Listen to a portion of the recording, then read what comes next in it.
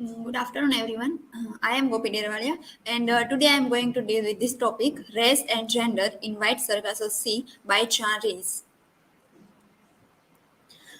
This is my personal information. This is the table of contents, and I am going to deal with this topic in my presentation.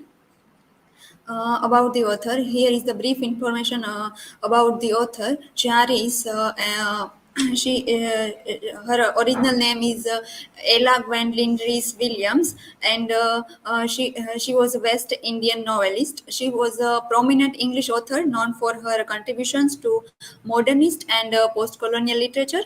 Her early life was marked by a multicultural and complex identity, as she was of mixed heritage, white Creole, Scottish, and Welsh. Throughout her career, she writing often delved into the experiences of women, particularly those on the fringes of society, and examined the impact of race, gender, and displacement on their lives. Her work is not for its vivid and evocative prose, as well as its keen exploration of the psychological and emotional complexities of her characters. So here is the how Giares gave her contribution to the literature through the theme of race, gender, and displacement. About the novel, here is the brief information about the novel White Sargasso Sea, published in 1966, which is a prequel to Charlotte Bronte classic novel Jane Eyre. This novel, often considered a post-colonial response to Jane Eyre, explores theme of race, gender, and identity in the context of colonial Jamaica. A well-received work of fiction, it takes its theme and main character from the novel Jane Eyre by Charlotte Bronte. The book details the life of Antoinette Mason. She is the protagonist of this novel, Wide Sargasso's Sea, and in Charlotte Bronte, Jane Eyre, she is known as Bertha. A West Indian who marries an unnamed man in Jamaica and returns with him to his home in England. Locked in a loveless marriage and settled in an inhospitable climate. Antoinette goes mad and is frequently violent. Her husband confines her to the attic of his house at Thornfield. Only he had grey spot. The attendant he has hired to care for her, known of Antoinette's existence. The reader gradually learns that Antoinette's unnamed husband is Mr. Rochester, later to become the beloved of Jane Eyre. So here is how race uh, gave the character in her novel, or also describe the struggle of her characters in the novel. And we know that her characters have as earlier I mentioned in my slide, that her characters have psychological and emotional complexities. Significance of race and gender. So the theme of race and gender are significant in White Sargasso Sea because they help us to understand the experiences of mixed race people and women in 19th century Jamaica. The novel also shows how racism and sexism can lead to violence and oppression. In addition, the novel is significant because it challenges the traditional portrayal of Antoinette in Jane Eyre. In Jane Eyre, Antoinette is portrayed as a mad woman. In the context of race, the novel explores the racial dynamics of 19th century Jamaica. The novel shows how racism could lead to psychological trauma. For example, Antoinette is deeply scared by her experiences of racism, and she often has nightmares and flashbacks. In the context of gender, the novel also explores the gender dynamics of 19th century Jamaica. Women were often seen as a property and they had few rights. For example, Antoinette is raised in a patriarchal society where men are in control. Her mother is a weak and submissive woman, and her servants are often mistreated by their male masters. if women's work in organized differently from men's, if the day is structured differently, if space is inhabited differently, if styles of verbal communication are different, then it follows that women will have a different sense of beauty and pleasure. The first line in the novel set up the alienation of Antoinette's family, while placing the reader on a shifting ground. They say when trouble comes, close ranks, and so do the white people. But we were not in the ranks. The Jamaican ladies had never approved of my mother because she is pretty like herself, Christophine said. In this dialogue, they is both nobody and everybody, and trouble has no referent. Use of the phrase "the white people" suggests that the speaker is not white, but the next sentence lends uncertainty to the speaker's skin color. On the one hand, critics like Beneta Perry contend that we need to recover historically repressed knowledge and to construct the speaking position of the subaltern. Conception of the native as a historical subject and agent of an oppositional discourse. And on the other hand, Gayatri Chakravarti Spivak and her followers emphasize that our very effort at resuscitating the subaltern's voice or self by invoking historical context reproduces the epistemic violence of imperialism. It imposes on the subaltern Western assumptions of embodies subjectivity and fails to acknowledge that the other has always already been constructed according to the colonizer's self-image and can therefore not simply to be given his or her voice back to Spivak and Perry both invoke wide Sargasso's representation of black Creoles to illustrate their respective approaches. So, in these both slides, there is a argument between Gayatri Chakravarti Spivak and this Benita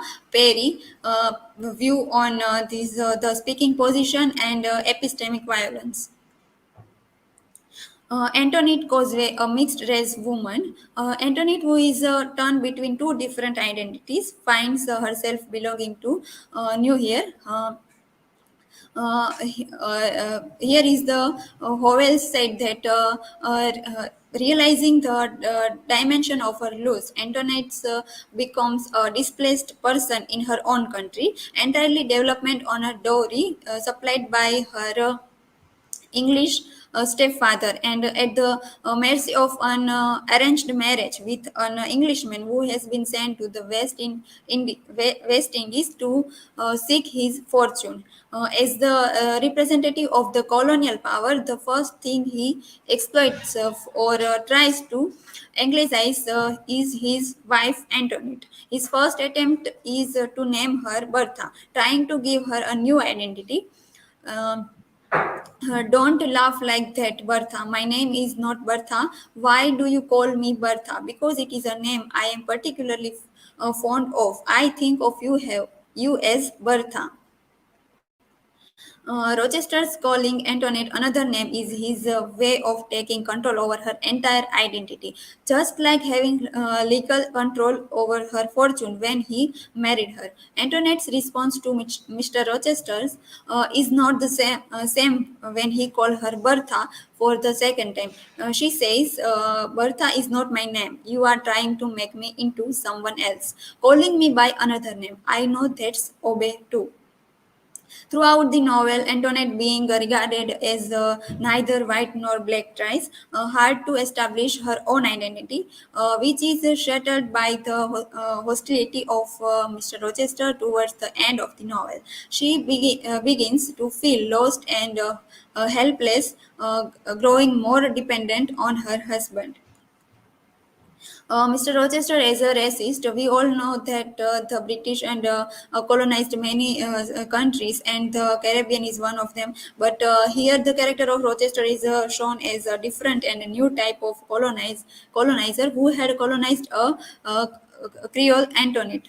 So here we find an oppressor who neither expects Creoles nor the black ones. Rochester's dominant identity is reflected in Antoinette's capture and his domination over her.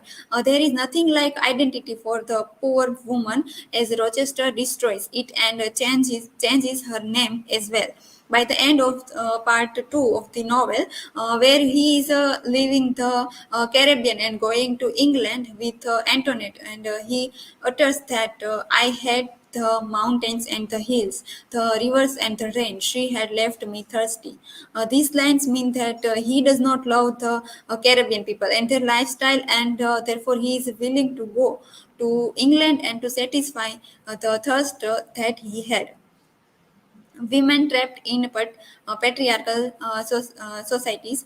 So even in this, even in this time also we can see this patriarchy in this time, and here race also portray the image of this patriarchy through this through her character Antoinette. For example, Antoinette Causeway is forced to marry Rochester against her will. She has no say in the matter, and she is unable to leave him even after he becomes abusive. Women are expected to be obedient and subservient to men. For example, Antoinette's husband expects her to obey his every command. When she fails to do so, he becomes abusive. Women are often defined access to education and employment opportunities. For example, Antoinette's mother is never given the opportunity to learn how to read or write. She is also unable to get a job to support herself and her daughter. Women are often subjected to violence and abuse. For example, Antoinette is raped by her husband. She is also physically and emotionally abused by him. Women are often blamed for their own misfortune. For example, Antoinette's husband blames her for her own madness. He also blames her for her inability to bear him children. Comparative analysis of White Sargasso Sea and Jane Eyre, Charlotte Bronte's Jane Eyre and Jane Eyre's White Sargasso Sea mutually manifest the emphasizes extent and consequences of British rule on the home front as well as on the West Indies island. The effect of British power is illustrated in both of these novels via the use of two frequently recurring images that impart how Britain's rule affected women from each region. Jane Eyre of England and Antoinette Causeway of Jamaica find themselves repeatedly surrounded by fire and the color red. These symbols are used to convey a deeper meaning that over the course of each novel develops into a dissimilar foreshadowing of the same fundamental concept. In Jane Eyre, fire and the color red may be interpreted as symbols of emotional power, romantic love, and beneficial gain. Whereas in White Sargasso Sea, the same represents destruction, insecurity, and emotional and physically loss. As the result of the contradictory use of these symbols, two very different women's lives are fused together in such a manner as to make fortune seem based toward on and hopeless destruction, the regrettable destiny of the other. Both Jane Eyre and White Sargasso Sea, which are novels written by Charlotte Bronte and J.R. Rice, represents the women in any historical period of protesting patriarchy and oppression. To conclude, White Sargasso Sea by Jane Rice underscores the profound significance of race and gender in the lives of its characters set against the backdrop of post-colonial Jamaica. This novel skillfully unravels the complex interplay of identity, power, and social norm, revealing the ways in which race and gender intersect and shape the characters' destinies. Race work serves as a poignant reminder of the enduring impact of race and gender on human lives, making White Sargasso Sea a timeless exploration of these critical themes in literature and society. These are my work citation.